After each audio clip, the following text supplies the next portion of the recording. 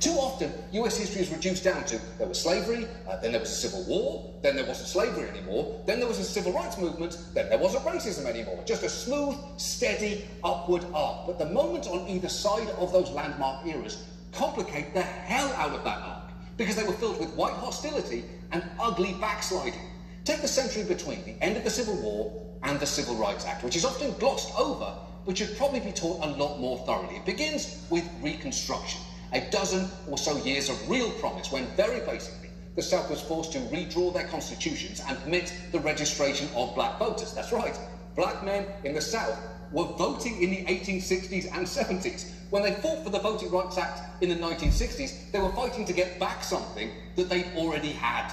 The effects of Reconstruction were almost immediate, with an estimated 2,000 black men serving in elected office during that era, including a number in Congress. And just look at these guys. A+ achievement, A++ facial hair there. And sure, you might think you can grow your mustache into your beard. Try it. You fucking can't. But in response to that progress, white people pushed back and pushed back hard. The KKK was founded, 2,000 black people were lynched, and by 1877, the South had regained local control. Here is a crazy story you might not know.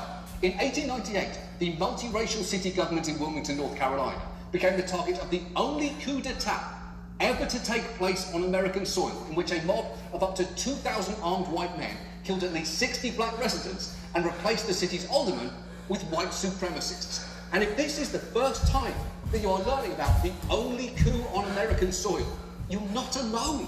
Because what happened there is usually either not taught at all, or, as the author of a book on that massacre points out, taught very, very misleadingly.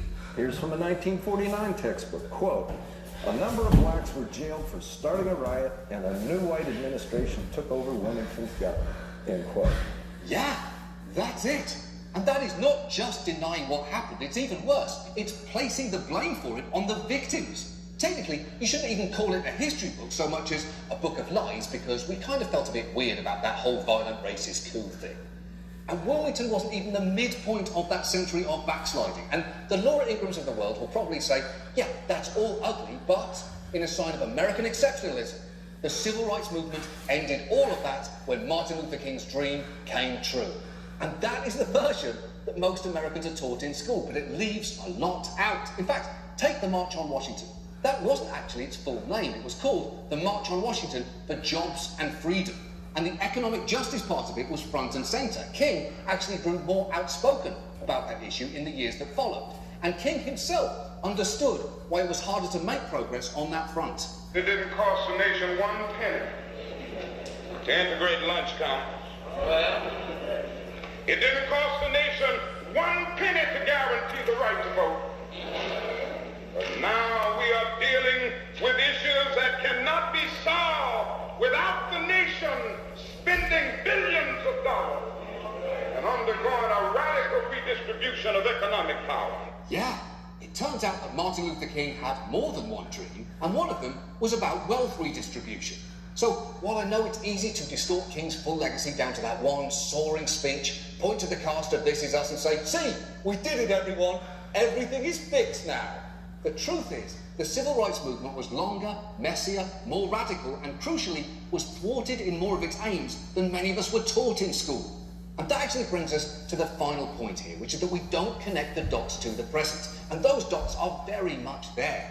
Look at the black-white wage and wealth gaps. They are both larger now than they were when King gave that speech. And our housing and education systems, even in liberal cities like New York and LA, are still shamefully segregated. And if you don't teach history properly, all you see is those effects and not the causes. When the truth is, you can draw a straight line from the post-Civil War return of plantation land to former Confederates, through the massive transfers of land via the Homestead Act, mostly to white individuals, through the growth of the suburbs in the 20th century, where redlining kept black people from moving into white neighborhoods throughout the country.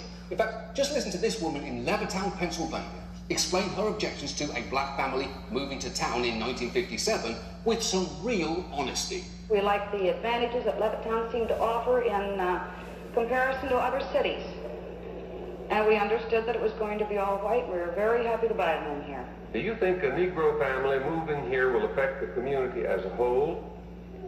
Definitely. The whole trouble with this integration business is that in the end, it probably will end up with mixing socially. And you will have, well, I think their aim is mixed marriages and becoming equal with the whites. Wow.